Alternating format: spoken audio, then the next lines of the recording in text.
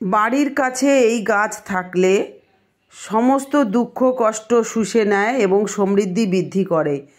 তো কী গাছ আজকে আমরা সেটাই নিয়ে আলোচনা করব। তো বন্ধুরা কেমন আছেন? সবাই নিশ্চয়ই ভালো আছেন। সামনেই কিন্তু গীতা জয়ন্তী, মোক্ষদা একাদশীর দিনে গীতা জয়ন্তী পালন হয়। তো এই গীতা জয়ন্তীতে শ্রীকৃষ্ণের পুজো করা হয়, ব্যাসদেবের পুজো করা হয় এবং বেদের পুজো করা হয়।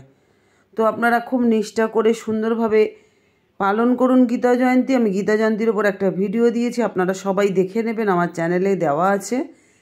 তো যাই হোক বন্ধুরা, যদি নতুন হয়ে থাকেন এটাই বলবো যে সাবস্ক্রিপশন করে আমার চ্যানেলের পাশে থাকুন, সকলের সাথে শেয়ার করুন এই তথ্যমূলক ভিডিওগুলো, আর লাইক করুন, কমেন্ট করে জানান। যদি নতুন কিছু দেখার ইচ্ছা হয় অবশ্যই আমাকে কমেন্ট করবেন, আমি সেই তথ্যটাই আপনাদের কাছে নিয়ে আসব। দেখে নেওয়া যাক বাড়ির কাছে এই কোন গাছ যেটা আমাদের দুঃখ কষ্ট শুষে নেয়।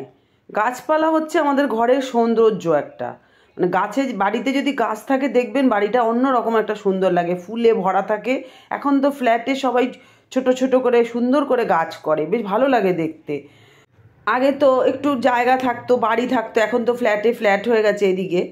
তো তখন কি হতো, বেশ লোকে ইচ্ছা মতন গাছপালা পুঁততে পারতো, ফলেরও গাছ পুঁততে পারতো।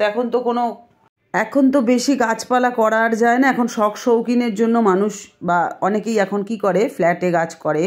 অশোক গাছ ফ্ল্যাটেও হয়, অনেক বাড়িতে হয়, তবে খুব কম দেখা যায়। তো একটু জেনে নিই যে কিভাবে এই গাছ দুঃখ কষ্ট শুষে নেয় বা নেতিবাচক শক্তি বাড়ি থেকে বের করে দেয় আর পজিটিভ শক্তিকে নিয়ে আসে।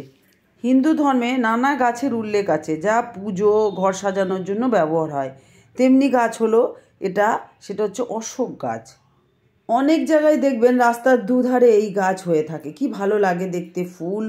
তবে এই গাছের কিন্তু বাস্তু নিয়ম আছে কিছু, সেগুলো আমরা একটু জেনে নিই। এই গাছ নেতিবাচক শক্তি দূর করে, এর আরও নানা দিক রয়েছে।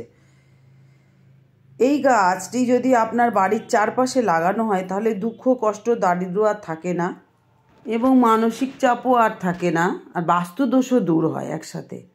তবে অশোক গাছ কিন্তু কখনো বাড়ির ভিতরে লাগাবেন না, এটা সবসময় বাড়ির বাইরে লাগালেই বেশি উপকার। বাড়ির দরজার বাম কোণে এই গাছ রাখলে আর কি ধনসম্পদ আসে।